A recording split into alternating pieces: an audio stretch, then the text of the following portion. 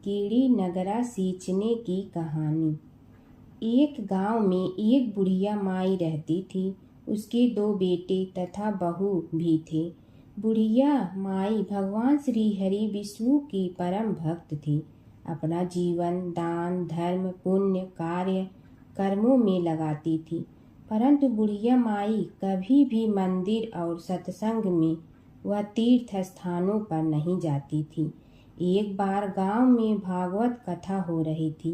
बेटे ने कहा, माँ आप सारा दिन घर में रहती हैं, आप मंदिर में भागवत कथा सुनने क्यों नहीं जाती? बुढ़िया माई ने बेटे का मन रखने के लिए कह दिया कि आज जाऊंगी, परंतु नहीं गई। ऐसा करते करते 6 दिन निकल गए। बुढ़िया माई के बेटे ने कहा, माँ आज अंतिम दिन है, आज तो कथा सुनने आपको जाना ही पड़ेगा। सारा दिन घर का काम करके बुढ़िया माई ने जाते जाते इतनी देर कर दी कि अंतिम दिन की भागवत कथा भी समाप्त हो गई। भगवान श्री हरि विष्णु सन्यासी का रूप धारण करके बुढ़िया माई के पास आए और बोले, बुढ़िया माई तुम कहाँ जा रही हो? बुढ़िया माई ने कहा, मैं भागवत कथा सुनने जा रही हूँ। तब सन्यासी रूपधारी भगवान श्री हरि विष्णु ने कहा, अब इतनी देर से क्यों जा रही हो? वहाँ तो अब कथा समाप्त हो गई है, अब वहाँ जाकर क्या करोगी? बुढ़िया माई ने कहा, अब घर से निकली हूँ तो जाकर ही रहूंगी। सब सन्यासी रूपधारी भगवान श्री हरि विष्णु ने कहा कि अब कथा समाप्त हो गई, भक्त लोग भी अपने अपने घर चले गए, अब तुम वहाँ से क्या लाओगी? तो बुढ़िया माई बोली, कुछ नहीं तो मैं वहाँ से एक ईंट ही उठा लाऊंगी। तो सन्यासी रूपधारी भगवान श्री हरि विष्णु बोले, तुम वहाँ से मिट्टी की ईंट लाओगी, उसके बदले में मैं तुम्हें एक सोने की ईंट देता हूँ। बुढ़िया माई ने ईंट ले ली और घर की तरफ चल पड़ी और विचार करने लगी कि यदि यह ईंट मैं घर लेकर जाऊंगी तो बेटे बहू झगड़ने लगेंगे। इसीलिए घर के आंगन में बाहर ही बुढ़िया माई ने वह ईंट जमीन में गाड़ दी। परंतु अब बुढ़िया माई का ध्यान उस ईंट पर ही रहने लगा। खाने पीने घर के काम करने में सदैव बुढ़िया माई अपना ध्यान सोने की ईंट पर ही लगाई रखती। बेटे बहू ने पूछा, माँ पूरे दिन घर के आंगन में क्या करती रहती हो? तो बुढ़िया माई ने कहा, मैं आने जाने वाले को देखती रहती हूँ। एक दिन बुढ़िया माई मर गई। यमराज के दूत बुढ़िया माई को लेने आए। बुढ़िया माई को लेकर धर्मराज जी के पास पहुँचे और धर्मराज जी को सारी बात बतलाई। धर्मराज जी ने बुढ़िया माई को कुतिया की योनि दे दी और कुतिया उसी पेड़ के नीचे बैठी रहती। बुढ़िया माई की बहू ने कहा, इस कुतिया को यहाँ से भगाओ, नहीं तो यह बच्चों को काट जाएगी। तो उसके बेटे ने उसकी पीठ पर एक लकड़ी मारी और बुढ़िया माई मर गई और को सर्प की योनि मिली। आंगन में सर्प को देखकर बेटे बहू ने किसी को काट नहीं जाए इसी डर से मार दिया। फिर बुढ़िया माई मरकर धर्मराज जी के पास पहुंची। बुढ़िया माई कीड़ी का रूप धारण करके उस आंगन में कीड़ी नगरा बना लिया। आंगन में कीड़ी नगरा हो गया। घर वाले बहुत परेशान हुए। घर वाले भोजन भी नहीं बना रहे थे और मन ही मन होने का स्मरण करने लगे। तब भगवान श्री हरि विष्णु सन्यासी का रूप धारण करके आए और बोले कि कुछ खाने को दे दो। तो घरवाले ने कहा, महाराज हमारे खाने को भी कुछ नहीं बनाया, क्योंकि हमारे घर में कीड़ी नगरा हो गया है, आप ही इसका कुछ उपाय बतलाइए। तब महाराज जी ने आंगन में खोदा और सोने की 28 निकाली और दोनों बेटों को दे दी और कहा, तुम्हारी माँ के नाम से दान पुण्य करना, धर्मशाला बनवाना, स्कूल बनवाना, प्याऊ लगवाना, गौशाला में गाय के चारे खाने की व्यवस्था करना। परंतु दोनों बेटे आपस में झगड़ने लगे कि तू दान कर, तू दान कर। किसी ने बुढ़िया माई के नाम से कोई दान नहीं किया और कीड़ी नगरा वहाँ उसी स्वरूप में स्थापित रहा। कुछ दिन बाद सन्यासी वापस आया और बुढ़िया माई के बेटों ने भगवान स्वरूपधारी सन्यासी महाराज से कहा कि हमारी घर की हालत वैसी की वैसी है, कीड़ी नगरा तो वैसे का वैसा ही है। तब साधु रूपधारी सन्यासी महाराज ने कहा, वह सोने के ईंट के टुकड़े लाओ और उन्हें बेचकर उनसे जो भी धन मिले उसे तुम्हारी माँ के नाम से दान पुण्य करो। इस कीड़ी नगरा पर शक्कर और आटा डालो। तुम ऐसा करोगे तो तुम्हारी माँ को मोक्ष प्राप्ति होगी। और उनके घर से कीड़ी नगरा चला गया। जो व्यक्ति प्रतिदिन सुबह प्रातः आटा और शक्कर कीड़ी नगरे पर डालता है वह सदैव धनवान, पुत्रवान, संपन्न, सुख शांति से जीवन यापन करता है। उसके घर में कभी कोई कष्ट नहीं आता है। उसका जीवन सदा सर्वदा आनंद से व्यतीत होता है। उसके परिवारजन उसे अत्यधिक स्नेह प्रदान करते हैं।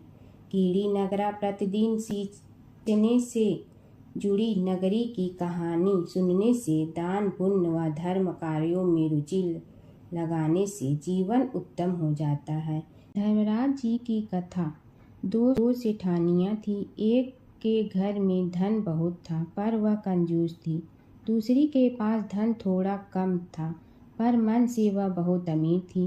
रोज सवेरे उठती, गंगा स्नान करती, तुलसी माता, बड़ पीपल सींचने, भगवान के मंदिर जाके पूजा करती। धर्मराज सूरज भगवान की कहानी सुनती, भगवान के भोग लगाकर अतिथि को जिमाती, गाय कुत्ता के लिए ग्रास निकालती। दूसरी सेठानी इस धर्मात्मा को देखकर हंसती और कहती, पता नहीं दिन भर क्या करती रहती है। थोड़े समय बाद दोनों सेठानियों को भगवान का बुलावा आया। धर्मात्मा सेठानी के तो यमराज जी ने विमान भेजा और दूसरी को दूत मारते ही ले गया। रास्ते में सेठानी बोली, मेरे को भूख लगी है। तो दूत बोले, किसी को कुछ दिया होगा तो मिलेगा। फिर बोली, प्यास लगी है। दूत बोले, किसी को पानी पिलाया तो मिलेगा। रास्ते में उसे काट चुभने लगे, गर्मी पड़ने लगी, पर दूत तो उसे घसीटे ही ले गए। अब सेठानी बहुत पछताने लगी कि सब कुछ होते हुए भी दान धर्म नहीं किया। इतने में यमराज का दरबार आया। धर्मात्मा बुढ़िया को भगवान के पास सिंहासन मिला और वह उस पर बैठी थी। उधर दूसरी सेठानी को तपते कुंड में डाल दिया। अब सेठानी यमराज से बोली, मुझे 1.25 पहर का जीवन दान दे दो, मैं वापस आकर दंड भोग लूंगी। यमराज बोले, ठीक है। सेठानी के शरीर में वापस प्राण डाल दिए।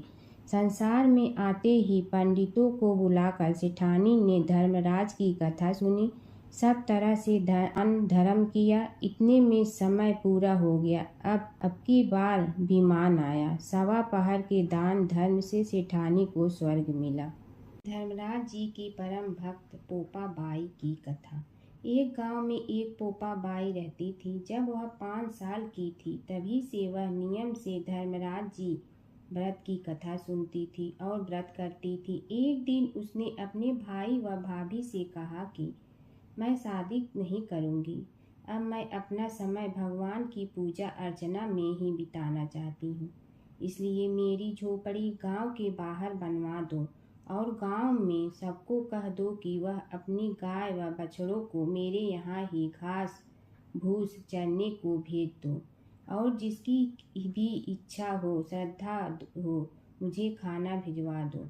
एक दिन नगर का राजा शिकार खेलने जंगल में आया और गांव के बाहर जंगल के पास बनी झोपड़ी देखकर रुक गया। झोपड़ी के पास जाकर उसने आवाज लगाई कि कौन है, लेकिन भीतर से कोई आवाज न आने पर वह लगातार दरवाजा खटखटाता रहा। तब पोपा बाई उठी और कहने लगी कि कौन हो तुम जो बार बार दरवाजा बजा रहे हो, क्यों आवाज लगा रहे हो। राजा ने कहा कि मैं यहाँ का राजा हूँ और तुम्हारे साथ विवाह करूँगा। पोपा बाई ने कहा कि जहाँ से आए हो वहीं चले जाओ, मैं किसी पराये आदमी का मुँह नहीं देखती हूँ। राजा ने पोपा बाई की एक नहीं सुनी और जबरदस्ती उठा ले गया। तब पोपाबाई ने राजा को श्राप दिया कि तुम्हारा सारा राजपाट नष्ट हो जाएगा। महल में आने पर राजा की रानियों ने सारी बात सुनकर राजा से अनुरोध किया कि पोपाबाई को वहीं वापस छोड़ आओ। राजा जब पोपाबाई को वापस झोपड़ी में छोड़ने जाने लगा तो रास्ते में पाप की नदी आई, जिसमें राजा डूब गया। कुछ समय बाद पोपाबाई मृत्यु के बाद धर्मराज जी के यहाँ पहुँची और धर्मराज जी ने उन्हें स्वर्ग का राज दे दिया। एक बार एक सेठ व सेठानी मृत्यु लोक से स्वर्ग लोक आए तो उसके द्वार बंद देखकर वह धर्मराज जी से द्वार खोलने का आग्रह करते हैं। धर्मराज जी कहते हैं, इस द्वार पर पोपाबाई का राज है। इस पर सेठ सेठानी कहते हैं कि हम पोपाबाई को नहीं जानते हैं। धर्मराज जी उन दोनों की बात सुनकर कहते हैं कि तुम दोनों 7 दिन तक मृत्युलोक में रहो। 8 खोपड़ा से राई भरकर 5 कपड़े ऊपर रखकर कहानी सुनकर उद्यापन करना और कहना कि राज है पोपाबाई लेखा लेगी राई राई का। सारे बोलो पोपाबाई की जय। तुलसी माता की कथा। पुरानी समय की बात है। एक परम सुंदर और पतिव्रता स्त्री थी जिनका नाम था वृंदा।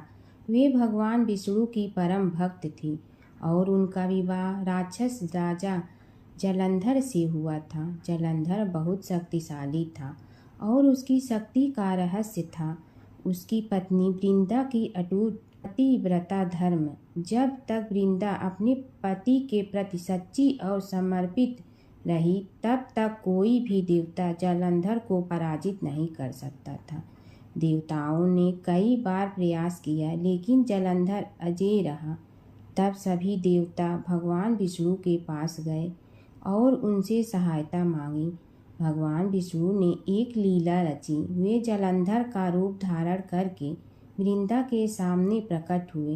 वृंदा ने उन्हें अपना पति समझकर उनका सत्कार किया, लेकिन जैसे ही वृंदा को सच्चाई का पता चला उनका पतिव्रता धर्म भंग हो गया। उसी क्षण देवताओं ने जलंधर का वध कर दिया। जब वृंदा को यह ज्ञात हुआ कि यह सब भगवान विष्णु की लीला थी तो वे बहुत दुखी हुई और उन्होंने भगवान विष्णु को श्राप दिया कि वे पत्थर बन जाएं। उसी श्राप के कारण भगवान विष्णु शालिग्राम पत्थर के रूप में प्रकट हुए। इसके बाद वृंदा ने अपने प्राण त्याग दिए। उनके शरीर से एक पवित्र पौधा उत्पन्न हुआ जिसे आज हम तुलसी के नाम से जानते हैं।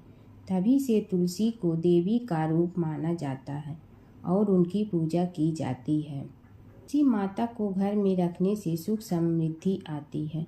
भगवान विष्णु को तुलसी अत्यंत प्रिय है। बिना तुलसी के भगवान विष्णु की पूजा अधूरी मानी जाती है। सच्ची भक्ति और पतिव्रता धर्म में अपार शक्ति होती है। एक बूढ़ा ब्राह्मण था। वह रोज पीपल को जल से सींचता था। पीपल में से रोज एक लड़की निकलती और कहती, पिताजी मैं आपके साथ जाऊंगी। यह सुनते सुनते बूढ़ा दिन ब दिन कमजोर होने लगा। तो बुढ़िया ने पूछा कि क्या बात है।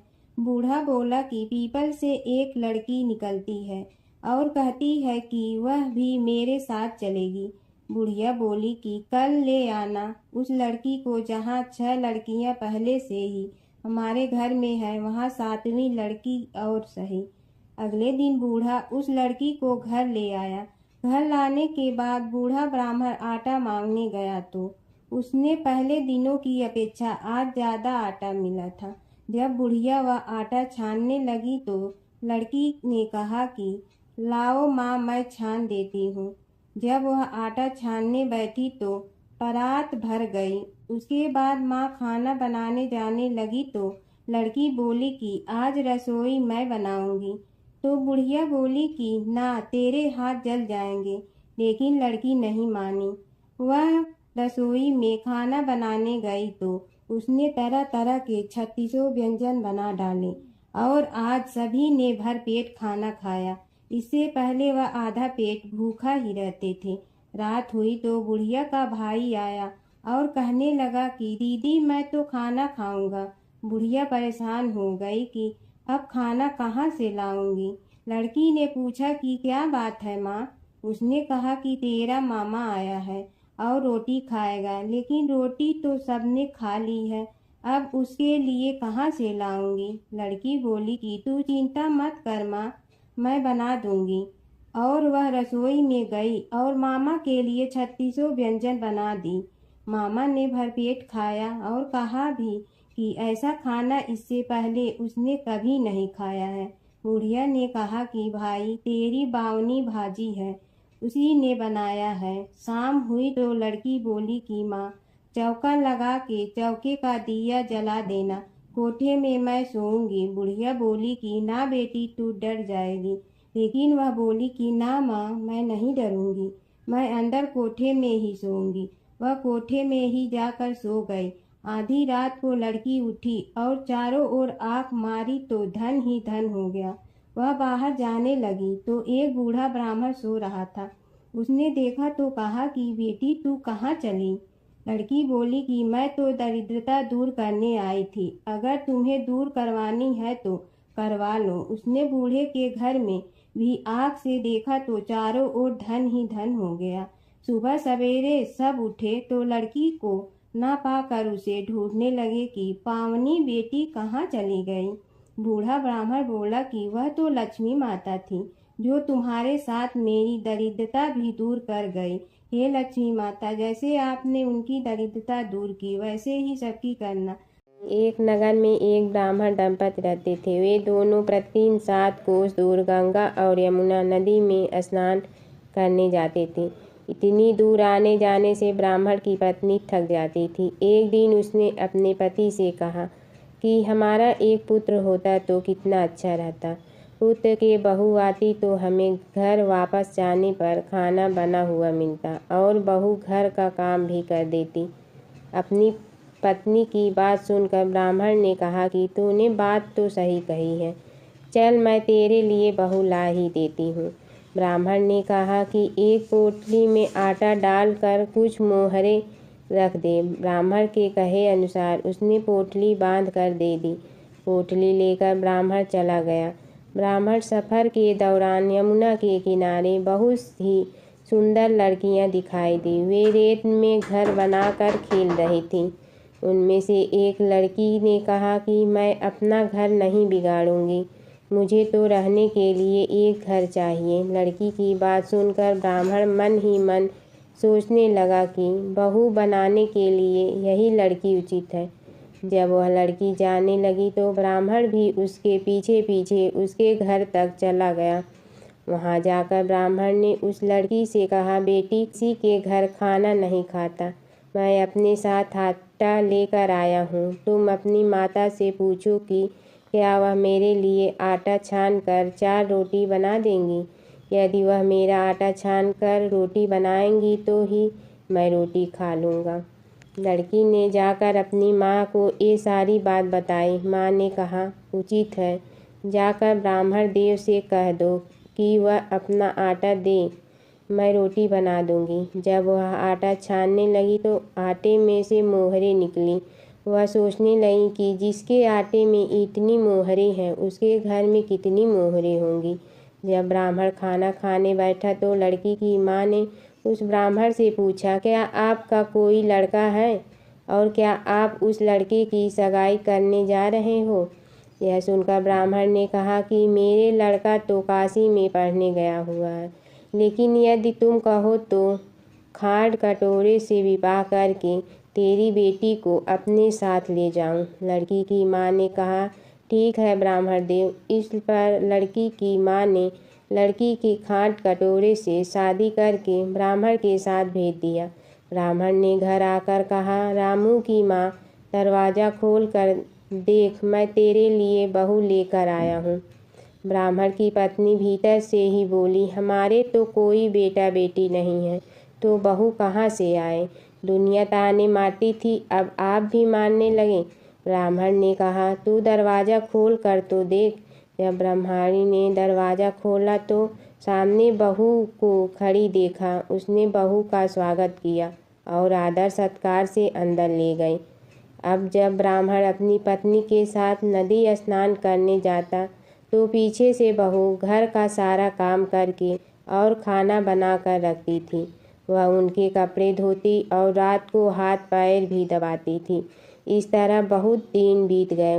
ब्रह्माणी ने अपनी बहू से कहा कि बहू कभी भी चूल्हे की आग मत बुझने देना और मटके का पानी खत्म मत होने देना। परंतु एक दिन चूल्हे की आग बुझ गई। यह देखकर बहू घबरा गई और भागी भागी अपनी पड़ोसन के पास गई और कहा कि मेरे चूल्हे की आग बुझ गई है, मुझे थोड़ी आग चाहिए। मेरे सास ससुर सुबह 5 बजे से गए हुए हैं, वह थके हुए घर आएंगे, इसलिए मुझे उनके लिए खाना बनाना है। यह सुनकर पड़ोसन ने कहा कि तू तो बावली है, तुझे यह दोनों मिलकर पागल बना रहे हैं। इनके कोई पुत्र नहीं है, ये निसंतान है। बहू ने कहा नहीं, ऐसा मत बोलो, इनका बेटा तो बनारस काशी में पढ़ने गया हुआ है। इस पर पड़ोसन ने कहा कि यह तुझे झूठ बोलकर लाए हैं, मेरी बात सच मान, इनके कोई बेटा नहीं है। अब बहू पड़ोसन की बातों में आ गई और कहने लगी कि अब आप ही बताओ मैं क्या करूं। पड़ोसन ने कहा कि क्या है, जब तुम्हारे सास ससुर आए तो जली हुई रोटियां बना कर देना और बिना नमक की दाल बना कर देना। खीर की करछी दाल में और दाल की करछी खीर में डाल देना। पड़ोसन ने उसे अच्छे से सिखा पढ़ा दिया। फिर जब उसने सास ससुर घर आए तो उसने न तो उनका आदर सत्कार किया, ना ही उनके कपड़े धोए। जब उसने सास ससुर को खाना दिया तो सास बोली, बहू आज यह रोटियां जली हुई क्यों हैं और दाल भी अलूनी है। तब बहू ने पलट कर कहा कि एक दिन ऐसा खाना खा लोगे तो कुछ बिगड़ नहीं जाएगा। तुम्हारा सास ससुर को खड़ी खोटी सुनाकर वह फिर से पड़ोसन के पास गई और बोला कि अब आगे क्या करना है। पड़ोसन ने कहा कि अब तुम सातों कोठों की चाबी मांग लेना। अगले दिन जब भी स्नान करने के लिए जाने लगे तो बहू अड़ गई कि मुझे तो सातों कोठों की चाबी चाहिए। तब ससुर ने कहा कि इसे चाबी दे दो। तब सास ने बहू को चाबी दे दी।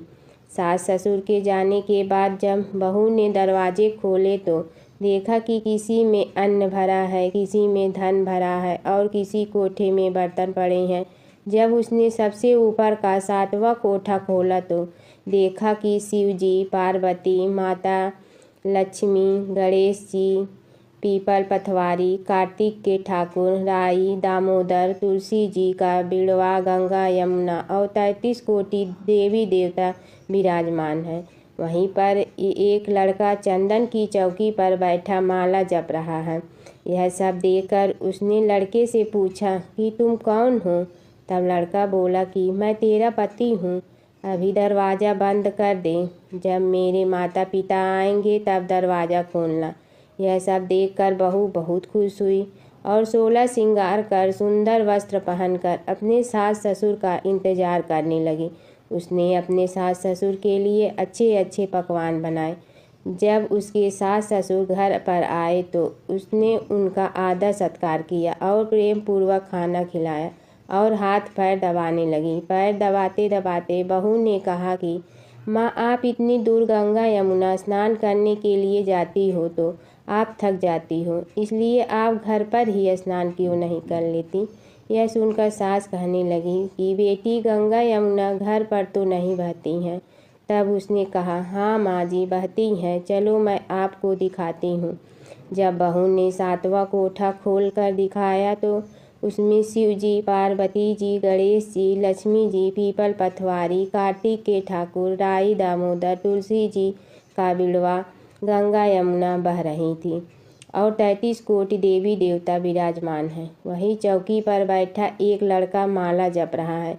माँ ने उसे देखकर कहा कि बेटा, तुम कौन हो। लड़का बोला, माँ, मैं तेरा बेटा हूँ। तब ब्रह्माणी ने पूछा कि तू कहाँ से आया है। लड़के ने जवाब दिया कि मुझे कार्तिक ने भेजा है। माँ ने कहा, बेटा, यह संसार कैसे मानेगा कि तू मेरा बेटा है। माँ ने कुछ विद्वान पंडितों से मन्नत मांगी। पंडितों ने कहा, इस पार बहू बेटा खड़े हो जाए और उस पार माँ खड़ी हो जाए। माँ ने चमड़े की अंगिया पहनी हो और छाती में से दूध की धार निकलकर बेटे की दाढ़ी मूछ भिगे और पवन पानी से गठजोड़ा बंधे, तब मानेंगे कि यह इस माँ का बेटा है। उसने ऐसा ही किया। चमड़े की अंगिया फट गई और छाती में से दूध की धार निकलकर बेटे की दाढ़ी मूछ भीग गई। पवन पानी से बहू बेटे का गठजोड़ा बंध गया। यह सब देखकर ब्राह्मण और उसकी पत्नी की खुशी का ठिकाना न रहा। बंदरी की कहानी। बैसाख मास की पवित्र कथा। एक राजा था। वह बैसाख माह में प्रतिदिन ब्रह्मा मुहूर्त में उठकर गंगा जी में स्नान करता था। राजा का आदेश था कि मुझसे पहले गंगा जी में कोई भी स्नान नहीं करेगा। राजा जब गंगा जी में स्नान करने जाते तो उन्हें प्रतिदिन शांत जल के स्थान पर हिलता हुआ हलचल युक्त जल दिखाई देता था। तो राजा को संदेह होता था कि निश्चय ही मुझसे पहले कोई प्रतिदिन गंगा जी में स्नान करता है। अतः राजा ने नदी के तट पर पहरेदार बिठा दिया। गंगा जी के तट पर एक वृक्ष था। उस पर एक बंदरिया रहती थी। वह प्रतिदिन राजा के स्नान करने से पूर्व स्नान करके वृक्ष पर चढ़कर बैठ जाती थी। इस प्रकार होते होते पूरा बैसाख माह व्यतीत हो गया, किंतु अंतिम दिन राजा के सिपाही ने देख लिया और उस बंदरिया को पकड़कर राजा के पास ले गए और कहा कि यह बंदरिया आपसे पूर्व प्रतिदिन गंगा जी में स्नान करती है। उधर राजा की प्रतिज्ञा थी कि यदि कोई भी स्त्री मुझसे पूर्व स्नान करती होगी तो मैं उससे विवाह कर लूँगा। इसलिए राजा को बंदरिया के साथ विवाह करना ही पड़ा। बैसाख स्नान के पुण्य से बंदरी के गर्भ ठहर गया। 9 मास पूर्ण होने पर बंदरी ने राजा से पूछा कि शिशु जन्म के समय मुझे क्या करना चाहिए। तब राजा ने महल में एक घंटी लगवा दी और बंदरिया से कहा कि जब तुम्हें दर्द हो तो उसे बजा देना, मैं संपूर्ण प्रबंध कर दूंगा। राजा की अन्य रानियां भी थीं, उनकी कोई संतान नहीं थी। बंदरिया को गर्भ है यह समाचार जानकर अन्य रानियां मन ही मन बंदरिया से ईर्ष्या करने लगी और भावी संतान का नाश करते हेतु विभिन्न योजनाएं बनाने लगी। घंटी लगी देखकर एक रानी ने बंदरिया से इसका कारण पूछा। बंदर ने संपूर्ण वृतांत बता दिया। रानी ने बहकाया कि यह एक बार घंटी बजाकर तो देख ले कि राजा आते हैं या नहीं। बंदरी ने घंटी बजाई तो राजा दौड़े दौड़े महल में आए और घंटी बजाने का कारण पूछा। इस पर बंदरी ने उत्तर दिया कि मैंने तो रानियों के कहने पर घंटी बजाई थी। तब रानियों ने राजा से कहा कि यह तो पशु और न जाने कितनी बार घंटी बजाएगी। इस प्रकार कहकर उन्होंने घंटी को हटवा दिया। कुछ दिनों बाद बंदरी के शिशु जन्म का समय आया तो उसने अन्य रानियों से पूछा कि मैं क्या करूं। तब रानी ने कहा कि तुम आंखों पर पट्टी बांधकर सो जाओ। बंदरी के बैसाख माह के स्नान के पुण्य प्रताप के रूप में एक सुंदर पुत्र हुआ। शिशु के जन्म होते ही उसके रोने से पूर्व ही रानियों ने उसे एक टोकरी में रखकर दासी को दे दिया और आदेश दिया कि इसे नदी में बहा कर आओ और उस शिशु के स्थान पर एक पत्थर रख दिया। राजा को भी कहलवा दिया कि बंदरी ने एक पत्थर को जन्म दिया। राजा ने सुना तो उन्होंने भी संतोष कर लिया है कि जब दूसरी रानियों के संतान नहीं है तो यह तो बंदरी है, इसके क्या संतान होगी। उधर दासी ने उस सुंदर सुशील शिशु को नदी में न बहाकर कुम्हार के खंडर में रख दिया। दूसरे दिन कुम्हार कुम्हारी खंडर में आए तो वहां एक सुंदर शिशु को रोता हुआ देखा। कुम्हार कुम्हारिन भी निसंतान थे। उन्होंने उस शिशु को अपने लिए भेजी गई भगवान की भेंट माना और बड़े प्रेम से शिशु का पालन पोषण करने लगे। कुछ बड़ा होने पर बालक को यह ज्ञात हुआ कि वह रानी बंदरी का पुत्र है, जिनको रानियों ने मरवाना चाहा था। एक दिन वह बालक कुम्हार के बनाए हुए मिट्टी के हाथी घोड़े लेकर पनघट पर जा बेटा और दासियों को देखकर कहने लगा कि आओ रे मेरी मिट्टी के हाथी घोड़े, पानी पियो। जब दासियों ने यह बात सुनी तो वह हंसने लगी और बोली, अरे मूर्ख, कभी मिट्टी के हाथी घोड़े भी पानी पीते हैं क्या? इस पर उस बालक ने कहा कि कभी बंदरी के भी पत्थर जन्म लेते हैं क्या? उस बालक की यह बात दासियों ने जाकर महल में कही। तब रानियों ने दूसरे दिन विष मिलाकर लड्डू भेज दिए। ईश्वर की कृपा से लड्डू गोद और बादाम के हो गए और उन लड्डू को खाने से उस लड़के की मृत्यु नहीं हुई।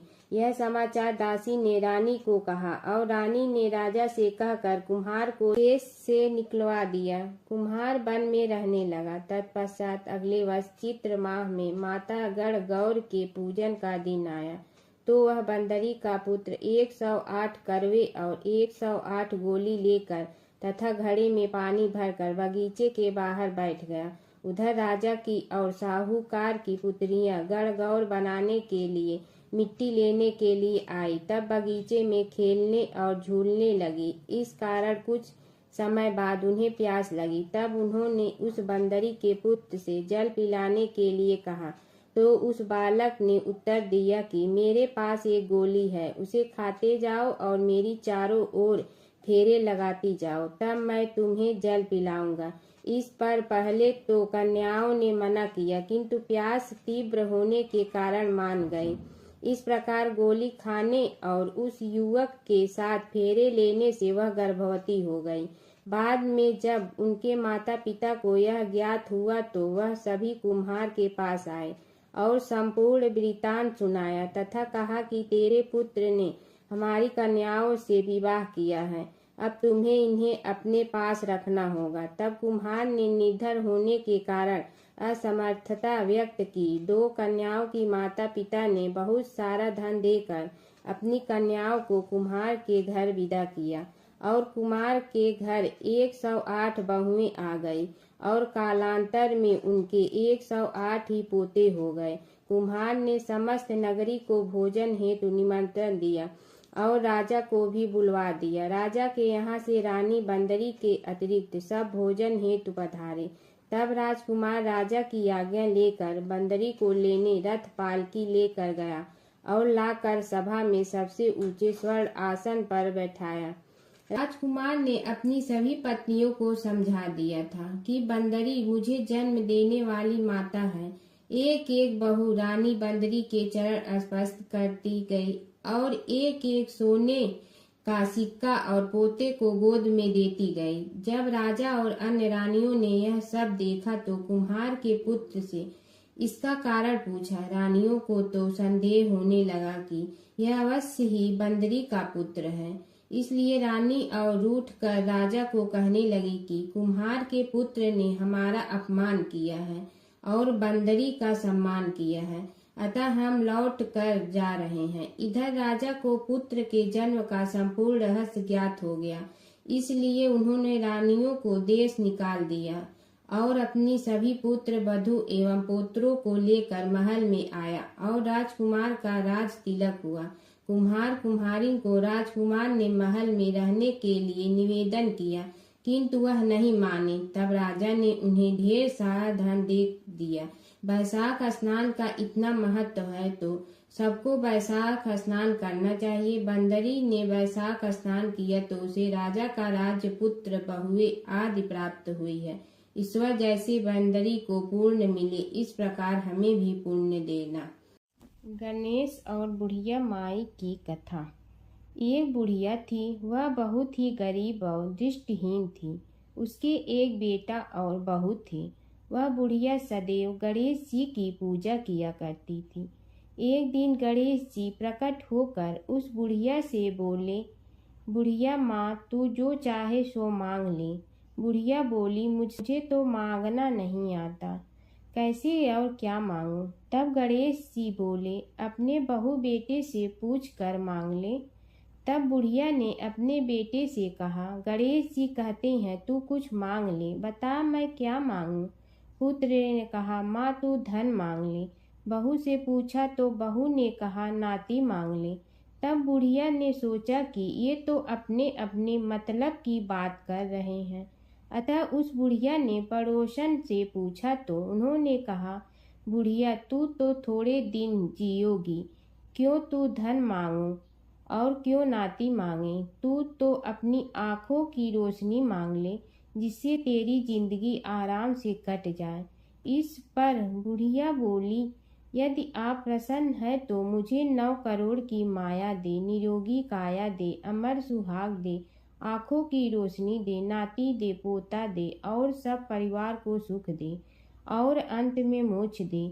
यह सुनकर तब गणेश जी बोले, बुढ़िया माँ, तुमने तो हमें ठग लिया, फिर भी जो तूने मांगा है वचन के अनुसार सब तुझे मिलेगा। और यह कहकर गणेश जी अंतर ध्यान हो गए। उधर बुढ़िया माँ ने जो कुछ मांगा वह सब कुछ मिल गया। हे गणेश जी महाराज, जैसे तुमने उस बुढ़िया माँ को सब कुछ दिया वैसे ही सबको देना। बुढ़िया माई को मुक्ति दी तुलसी माता की कथा। एक बुढ़िया माई तुलसी जी को सींचती और कहती कि हे तुलसी माता, सत की दाता, मैं तेरा बिडला सींचती हूँ, मुझे बहू दे, पीताम्बर की धोती दे, मीठा मीठा घास दे, बैकुंठा में वास दे, चटक की चाल दे, पटक की मोत दे, चंदन का काठ दे, रानी सा राज दे, दाल भात का भोजन दे, 11 की मौत दे, कृष्ण जी का कंधा दे। तब तुलसी माता यह सुनकर सूखने लगी। तो भगवान ने पूछा कि हे तुलसी, तुम क्यों सूख रही हो। तुलसी माता ने कहा कि एक बुढ़िया रोज आती है और यही बात कह जाती है, मैं सब बात तो पूरा कर दूंगी, लेकिन कृष्ण का कंधा कहाँ से लाऊंगी। तो भगवान बोले, जब वो मरेगी तो मैं अपने आप कंधा दे आऊँगा, तू बुढ़िया माई से कह देना। जब बुढ़िया माई मर गई, सब लोग आ गए। जब माई को ले जाने लगे तो वह किसी से न उठी। तब भगवान एक 12 बरस के बालक का रूप धारण करके आए। बालक ने कहा, मैं कान में एक बात कहूँगा तो बुढ़िया माई उठ जाएगी। बालक ने कान में कहा, बुढ़िया माई मन की निकाल ले, पीताम्बर की धोती ले, मीठा मीठा घास ले, बैकुंठा का वास ले, चटक की चाल ले, पटक की मोत ले, कृष्ण जी का कंधा ले। यह सुनकर बुढ़िया माई हल्की हो गई। भगवान ने कंधा दिया और बुढ़िया माई को मुक्ति मिल गई। हे तुलसी माता, जैसे बुढ़िया माई को मुक्ति दी वैसे सबको देना है। माता सीता की कथा। यह कहानी सीता माता कहती थी और श्री राम इसे सुना करते थे। एक दिन श्री राम भगवान को किसी काम के लिए बाहर जाना पड़ा, तो सीता माता कहने लगी कि भगवान, मेरा तो 12 वर्ष का नित्य नियम है, अब आप बाहर जाएंगे तो मैं अपनी कहानी किसे सुनाऊंगी। श्री राम ने कहा कि तुम कुएं की पाल पर जाकर बैठ जाना और वहां जो औरतें पानी भरने आएंगी उन्हें अपनी कहानी सुना देना। सीता माता कुएं की पाल पर जाकर बैठ जाती हैं। एक स्त्री आई, उसने रेशम की जड़ी की साड़ी पहन रखी थी और सोने का घड़ा ले रखा था। सीता माता उसे देख कहती हैं कि बहन, मेरा 12 वर्ष का नित्य नेम सुन लो। पर वह स्त्री बोली कि मैं तुम्हारा नित्य नेम सुनूंगी तो मुझे घर जाने में देरी हो जाएगी और मेरी सास मुझसे लड़ेंगी। उसने कहानी नहीं सुनी और चली गई। उसकी रेशम जड़ी की साड़ी फट गई, सोने का घड़ा मिट्टी के घड़े में बदल गया। सास ने देखा तो पूछा कि ये किसका दोष अपने सिर लेकर आ गई है। बहू ने कहा कि कुएं पर एक औरत बैठी थी, उसने कहानी सुनने के लिए कहा, लेकिन मैंने सुनी नहीं, जिसका यह फल मिला है। बहू की बात सुनकर अगले दिन वही साड़ी और घड़ा लेकर सास कुएं की पाल पर गई। सास को वहीं माता सीता बैठी मिली, तो माता सीता ने कहा कि बहन, मेरी कहानी सुन लीजिए। सास बोली कि एक बार छोड़, मैं तो 4 बार कहानी सुन लूंगी। राम आए, लक्ष्मण आए, देश के पुजारी आए, नित नेम का नेम लाए, आओ राम बैठो राम, तपी रसोई जियो राम, माखन मिश्री खाओ राम। दूध बतासा पियो राम, सूत के पलका मोठो राम। साल दुसाला पोठो राम, साल दुसाला ओढ़ो राम। जब बोलो जब राम ही राम, राम संवारे सबके काम। खाली घर भंडार भरेंगे, सबका बेड़ा पार करेंगे। श्री राम जय जय राम। सास बोली कि बहन कहानी तो बहुत अच्छी लगी। कहानी सुनकर सास घर चली गई और उसकी साड़ी फिर से रेशम जड़ी की बन गई। मिट्टी का घड़ा फिर सोने के घड़े में बदल गया। बहू कहने लगी, सासू माँ आपने ये सब कैसे किया? सास ने कहा कि बहू तू दोष लगा के आई थी और मैं अब दोष उतार कर आ रही हूँ। बहू ने फिर पूछा कि वह कुएं वाली स्त्री कौन है? सास बोली कि वे सीता माता थी। वे पुराने से नया कर देती हैं, खाली घर में भंडार भर देती हैं। वह लक्ष्मी जी का वास घर में कर देती हैं। आदमी की जो भी इच्छा हो उसे पूरा कर देती हैं। बहू बोली कि ऐसी कहानी मुझे भी सुना दो। सास बोली कि ठीक है तुम भी सुनो, और सास ने कहानी शुरू की। राम आए लक्ष्मण आए, देश के पुजारी आए। नित नेम का नेम लाए, आओ राम बैठो राम। तपी रसोई जियो राम, माखन मिश्री खाओ राम। दूध बतासा पियो राम, सूत के पलका मोठो राम। साल दुसाला पोठो राम, साल दुसाला ओढ़ो राम। जब बोलो जब राम ही राम, राम संवारे सबके काम। खाली घर भंडार भरेंगे, सबका बेड़ा पार करें। श्री राम जय राम। कहानी सुनकर बहू बोली कि कहानी तो बहुत अच्छी है। सास ने कहा कि ठीक है, इस कहानी को रोज कहा करेंगे। अब सास बहू रोज सवेरे उठती, नहाती धोती और पूजा करने के बाद नित नेम की सीता की कहानी कहती। एक दिन उनके यहाँ एक पड़ोस की औरत आई और बोली कि बहन जरा सी आँच दे ना। तो वह बोली कि आज तो अभी हमने जलाई ही नहीं। पड़ोसन ने कहा कि तुम सुबह 4 बजे से उठकर क्या कर रही हो? फिर उन्होंने कहा कि सुबह उठकर हम पूजा करते हैं, फिर सीता माता की नित नेम की कहानी कहते हैं। पड़ोसन ने उसकी बात सुनकर फिर कहा कि सीता माता की कहानी कहने से तुम्हें क्या मिलता है? वे बोली कि इनकी कहानी कहने से घर में भंडार भर जाते हैं, सारे काम सिद्ध होते हैं, मन की इच्छा भी पूरी हो जाती है। पड़ोसन कहती है कि बहन ऐसी कहानी तो मुझे भी सुना दो।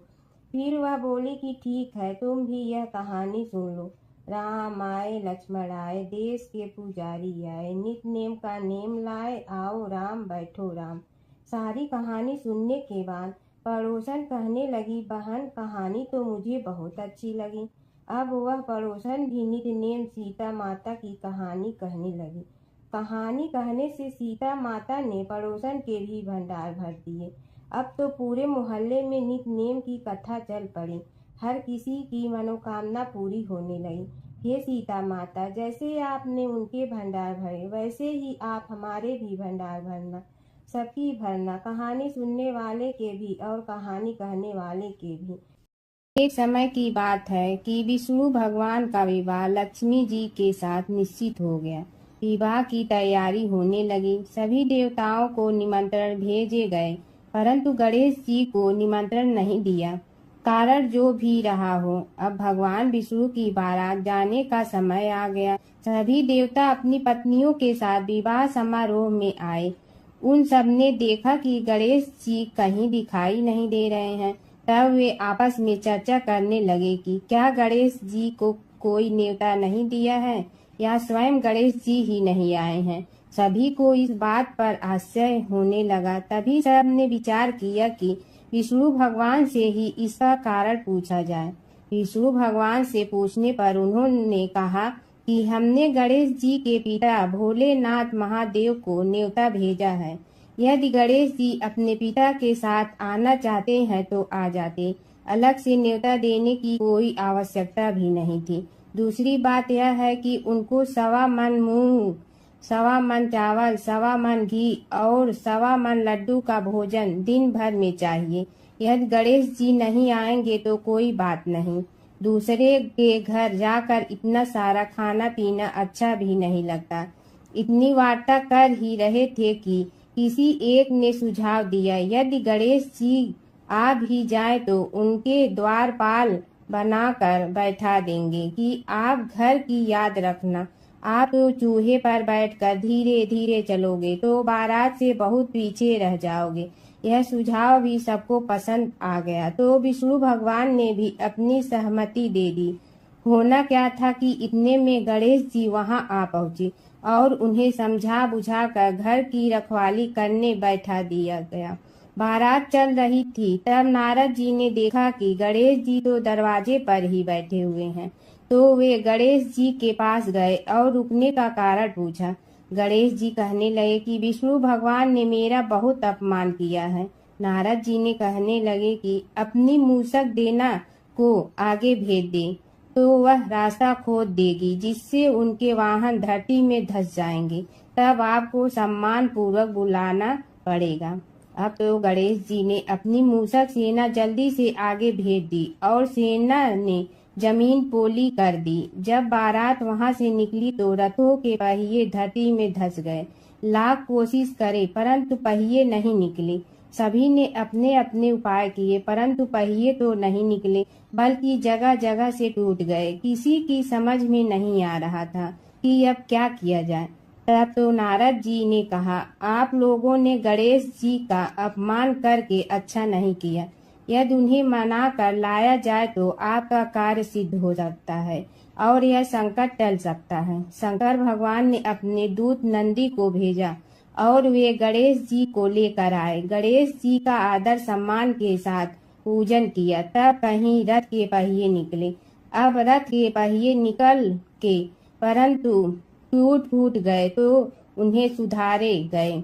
पास के खेत में खाती काम कर रहा था, उसे बुलाया गया। खाती अपना कार्य करने के पहले श्री गणेशाय नमः कहकर गणेश जी की वंदना मन ही मन करने लगा। देखते ही देखते खाती ने सभी पहियों को ठीक कर दिया। तब खाती कहने लगा कि हे देवताओं, आपने सर्वप्रथम गणेश जी को नहीं मनाया होगा और न ही उनकी पूजन की होगी, इसीलिए तो आपके साथ यह संकट आया है। हम तो मूर्ख अज्ञानी हैं, फिर भी पहले गणेश जी को पूजते हैं, उनका ध्यान करते हैं। आप लोग तो देवतागण हैं, फिर भी आप गणेश जी को कैसे भूल गए। अब आप लोग भगवान श्री गणेश जी की जय बोल कर जाएं तो आपके सब काम बन जाएंगे और संकट कट जाएंगे। ऐसा कहते हुए बारात वहां से चल दी और विष्णु भगवान को लक्ष्मी जी के साथ विवाह संपन्न करा के सभी सकुशल घर लौट आए।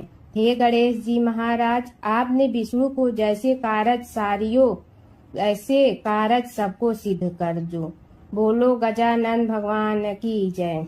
प्राचीन काल की बात है। नैमिषारण्य क्षेत्र में ऋषि, महर्षि और साधु संतों का समाज जुड़ा था। उसमें श्री सूत जी भी विद्यमान थे। शौनक जी ने उनकी सेवा में उपस्थित होकर निवेदन किया कि हे अज्ञान रूप घोर तिमिर को नष्ट करने में करोड़ों सूर्यों के समान प्रकाशमान श्री सूत जी, हमारे कानों के लिए अमृत के समान जीवन प्रदान करने वाले कथा तत्व का वर्णन कीजिए। हे सूत जी, हमारे हृदयों में ज्ञान के प्रकाश की वृद्धि तथा भक्ति, वैराग्य और विवेक की उत्पत्ति जिस कथा से हो सकती हो, वह हमारे प्रति कहने की कृपा कीजिए। शौनक जी की जिज्ञासा से सूत जी बड़े प्रसन्न हुए। पुरातन इतिहासों के स्मरण से उनका शरीर पुलकायमान हो रहा था। वे कुछ देर उसी स्थिति में विराजमान रहकर कुछ विचार करते रहे और अंत में बोले, शौनक जी, इस विषय में आपके चित्त में बड़ी जिज्ञासा है। आप धन्य हैं जो सदैव ज्ञान की प्राप्ति में तत्पर रहते हुए विभिन्न पुराण कथाओं की जिज्ञासा रखते हैं। आज मैं आपको ज्ञान के परम स्रोत रूप श्री गणेश जी का जन्म कर्म रूप चरित्र सुनाऊंगा। गणेश जी से ही सभी ज्ञानों, सभी विद्याओं का उद्भव हुआ है। अब आप सावधान चित्त से विराजमान हो। श्री गणेश जी के ध्यान और नमस्कार पूर्वक उनका चरित्र श्रवण करें। नमस्तस्मै गणेशाय ब्रह्मा विद्या प्रदायिनी यनागस्त्यसमः साक्षात विघ्न सागर सोसड़े। कैसे हैं वे श्री गणेश जो सभी प्रकार की ब्रह्म विद्याओं को प्रदान करने वाले अर्थात ब्रह्मा के सगुण और निर्गुण स्वरूप पर प्रकाश डालने और जीव ब्रह्मा का अभेद प्रतिपादन करने वाली विद्याओं के दाता हैं। वे विघ्नों के समुद्रों को महर्षि अगस्त्य के समान शोषण करने में समर्थ हैं, इसलिए उनका नाम विघ्न सागर शोषक के नाम से प्रसिद्ध है। मैं उन भगवान श्री गणेश जी को नमस्कार करता हूँ। प्रथम पूजा के अधिकारी श्री गणेश जी यह कहकर सूत जी कुछ समय के लिए मौन हो गए और फिर बोले, शौनक जी, भगवान गणेश जी ही सर्वप्रथम पूजा प्राप्ति के अधिकारी हैं। किसी भी देवता की पूजा करो, पहले उनकी पूजा करो। शौनक जी ने निवेदन किया, हे भगवान, हे सूत, सर्वप्रथम यह बताने की कृपा कीजिए कि गणेश जी को प्रथम पूजा का अधिकार किस प्रकार प्राप्त हुआ। इस विषय में मेरी बुद्धि मोह को प्राप्त हो रही है कि सृष्टि रचयिता ब्रह्मा जी, पालन करता भगवान नारायण और संहार करता शिव जी में से किसी को प्रथम पूजा का अधिकारी क्यों नहीं माना गया। यह त्रिदेव ही तो सबसे बड़ा देवता माने जाते हैं। सूत जी ने कहा, शौनक जी, यह भी एक रहस्य ही है। देखो, अधिकार मांगने से नहीं मिलता, इसके लिए योग्यता होनी चाहिए। संसार में अनेकों देवी देवताएं पूजे जाते हैं।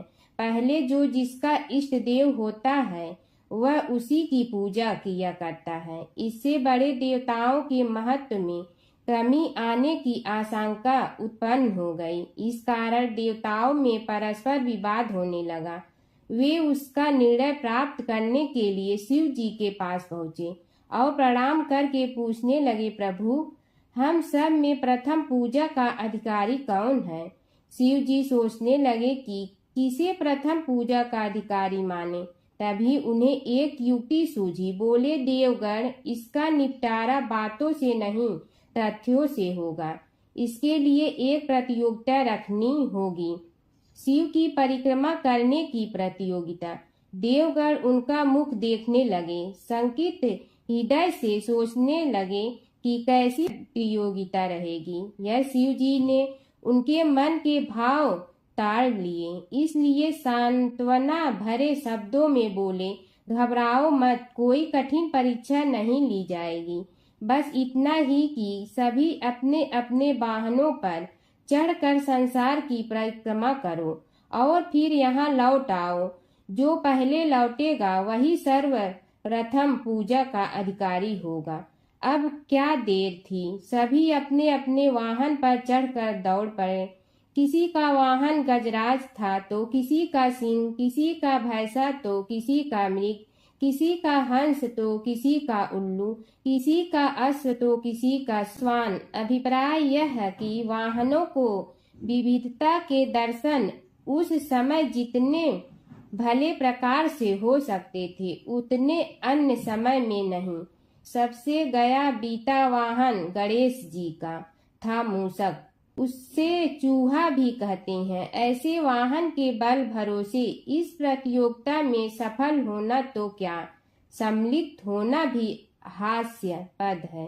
गणेश जी ने सोचा, छोड़ो, क्या होगा प्रतियोगिता में भाग लेने से, हम तो यहाँ बैठे रहकर ही तमाशा देखेंगे। वे बहुत देर तक विचार करते रहे। अंत में उन्हें एक युक्ति सूझी। शिव जी स्वयं ही जगदाता हैं, यह संसार उन्हीं का प्रतिबिंब है, तब क्यों न इन्हीं की परिक्रमा कर ली जाए। इनकी परिक्रमा करने से ही संसार की परिक्रमा हो जाएगी। ऐसा निश्चय कर उन्होंने मूषक पर चढ़कर शिव जी की परिक्रमा की और उनके समक्ष जा पहुँचे। शिव जी ने कहा, तुमने परिक्रमा पूर्ण कर ली। उन्होंने उत्तर दिया, जी हाँ, शिव जी सोचने लगे कि इसे तो यहीं घूमते हुए देखा, फिर परिक्रमा कैसे कराया। देवताओं का परिक्रमा करके लौटना आरंभ हुआ और उन्होंने गणेश जी को वहां बैठे देखा तो माथा ठनक गया। फिर भी साहस करके बोले, अरे तुम विश्व की परिक्रमा के लिए नहीं गए। गणेश जी ने कहा, अरे मैं कब का यहाँ आ गया। देवता बोले, तुम्हें तो कहीं भी नहीं देखा। गणेश जी ने उत्तर दिया, देखते कहाँ से, समस्त संसार शिव जी में विद्यमान है। इनकी परिक्रमा करने से ही संसार की परिक्रमा पूर्ण हो गई। सूत जी बोले, शौनक, इस प्रकार गणेश जी ने अपनी बुद्धि के बल पर ही विजय प्राप्त कर ली। उनका कथन सत्य था, इसलिए कोई विरोध करता भी तो कैसे। बस उसी दिन से गणेश जी की प्रथम पूजा होने लगी। वैशाख मास की बंदरी की कथा। एक समय की बात है, एक गांव के पास घने जंगल में एक बंदरी मादा बंदर रहती थी। वह बहुत चंचल थी, लेकिन उसका स्वभाव थोड़ा स्वार्थी भी था। उसे खाने पीने और मौज मस्ती के अलावा किसी बात की चिंता नहीं रहती थी। वैशाख मास शुरू हुआ। गांव के लोग सुबह सुबह नदी में स्नान करते, दान पुण्य करते और पेड़ों को पानी देते। उसी जंगल में एक बूढ़ी गाय और एक गरीब चिड़िया भी रहती थी। वे दोनों रोज सुबह उठकर पास के पीपल और अन्य पेड़ों को पानी देती और भगवान का स्मरण करती। बंदरी यह सब देखकर हंसती और कहती, तुम लोग ये सब व्यर्थ काम क्यों कर रही हो, इससे क्या मिलेगा। चिड़िया बोली, बहन, वैशाख मास में स्नान, दान और पेड़ों को पानी देना बहुत पुण्य का काम है। इससे जीवन में सुख शांति मिलती है। लेकिन बंदरी ने उनकी बात नहीं मानी और अपने ही आनंद में लगी रही। कुछ दिनों बाद भयंकर गर्मी पड़ी। जंगल के कई पेड़ सूखने लगे। जिन पेड़ों को चिड़िया और गाय पानी देती थी वे हरे भरे रहे। उसी हरियाली के कारण उन्हें फल और छाया मिलती रही। लेकिन बंदरी के आसपास के पेड़ सूख गए। उसे न फल मिला न छाया। भूख और गर्मी से वह बहुत परेशान हो गई। अब उसे अपनी गलती का एहसास हुआ। वह रोते हुए चिड़िया और गाय के पास गई और बोली, मुझे माफ़ कर दो, मैंने तुम्हारी बात नहीं मानी। अब मैं भी अच्छे काम करना चाहती हूँ।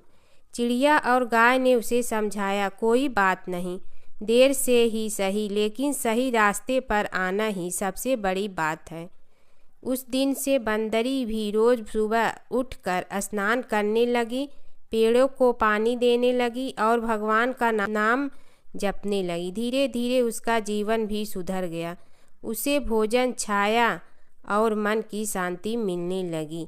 जो व्यक्ति वैशाख मास में स्नान, दान और सेवा करता है उसे सुख समृद्धि मिलती है। हर व्रत कथा के साथ पढ़ी और सुनी जाने वाली लपसी तपसी की यह कहानी। एक लपसी था, एक तपसी था। तपसी हमेशा भगवान की तपस्या में लीन रहता था। लपसी रोजाना सवा सेर की लपसी बनाकर भगवान का भोग लगाकर जीम लेता था। एक दिन दोनों लड़ने लगे। तपसी बोला, मैं रोज़ भगवान की तपस्या करता हूँ, इसलिए मैं बड़ा हूँ। लपसी बोला, मैं रोज़ भगवान को सवा सेर लपसी का भोग लगाता हूँ, इसलिए मैं बड़ा हूँ। नारद जी वहाँ से गुजर रहे थे। दोनों को लड़ता देखकर उनसे पूछा कि तुम क्यों लड़ रहे हो। तपसी ने खुद के बड़ा होने का कारण बताया और लपसी ने अपना कारण बताया। नारद जी बोले, तुम्हारा फैसला मैं करूँगा। दूसरे दिन लपसी और तपसी नहाकर अपनी रोज की भक्ति करने आए तो नारद जी ने छुपकर 1.25 करोड़ की एक एक अंगूठी उन दोनों के आगे रख दी। तपसी की नज़र उस अंगूठी पर पड़ी जो उसने चुपचाप अंगूठी उठाकर अपने नीचे दबा ली। तब लपसी की नज़र अंगूठी पर पड़ी, लेकिन उसने ध्यान नहीं दिया। भगवान को भोग लगाकर लपसी खाना खाने लगा। नारद जी सामने आए तो दोनों ने पूछा कि कौन बड़ा, तो नारद जी ने तपसी से खड़ा होने को कहा। वो खड़ा हुआ तो उसने नीचे दबी अंगूठी दिखाई पड़ी। नारद जी ने लपसी से कहा, तपस्या करने के बाद भी तुम्हारी चोरी करने की आदत नहीं गई, इसलिए लपसी बड़ा है और तुम्हें तुम्हारी तपस्या का कोई फल भी नहीं मिलेगा। तपसी शर्मिंदा होकर माफ़ी मांगने लगा। उसने नारद जी से पूछा, मुझे मेरी तपस्या का फल कैसे मिलेगा? नारद जी ने कहा, यदि कोई गाय और कुत्ते की रोटी नहीं बनाएगा तो फल तुम्हें मिलेगा। यदि कोई ब्राह्मण को भोजन करवा कर दक्षिणा नहीं देगा तो फल तुम्हें मिलेगा। यदि कोई साड़ी के साथ ब्लाउज नहीं देगा तो फल तुझे मिलेगा। यदि कोई दिए से दिया जलाएगा तो फल तुम्हें मिलेगा। यदि कोई सारी कहानी सुने लेकिन तुम्हारी कहानी नहीं सुने तो फल तुझे मिलेगा। उसी दिन से हर व्रत कथा कहानी के साथ लपसी तपसी की कहानी भी सुनी और कही जाती है। ओम जय जगदीश हरे स्वामी जय जगदीश हरे, भक्त जनों के संकट क्षण में दूर करे। ओम जय जगदीश हरे, जो ध्यावे फल पावे, दुख बिन दे मन का, सुख संपत्ति घर आवे, कष्ट मिटे तन का। ओम जय जगदीश हरे, मात पिता तुम मेरे, शरण कहूँ किसकी, तुम विनय और न दूजा, आस करूँ जिसकी। ओम जय जगदीश हरे, तुम पूर्ण परमात्मा, तुम अंतर्यामी, पार ब्रह्म परमेश्वर, तुम सबके स्वामी। ओम जय जगदीश हरे, तुम बिंदा के सागर, तुम पालन करता, मैं मूर्ख कल काम, कृपा करो भरता। ओम जय जगदीश हरे, तुम हो ये कय गोचर, सबके प्राणपति, किस विधि मिलूं दया में, तुमको मैं कुमति। ओम जय जगदीश हरे, दीन बंधु दुख हरता, तुम रक्षक मेरे, अपने हाथ उठाओ द्वार पड़ा तेरे। ओम जय जगदीश हरे, विषय विकार मिटा, पाप हरो देवा, श्रद्धा भक्ति बढ़ाओ, संतन की सेवा। ओम जय जगदीश हरे, तन मन धन सब तेरा, स्वामी सब कुछ है तेरा, तेरा तुझको अर्पण क्या लागे मेरा। ओम जय जगदीश हरे, जय जगदीश हरे, स्वामी जय जगदीश हरे, भक्त जनों के संकट क्षण में दूर करे। ओम जय जगदीश हरे, स्वामी जय जगदीश हरे।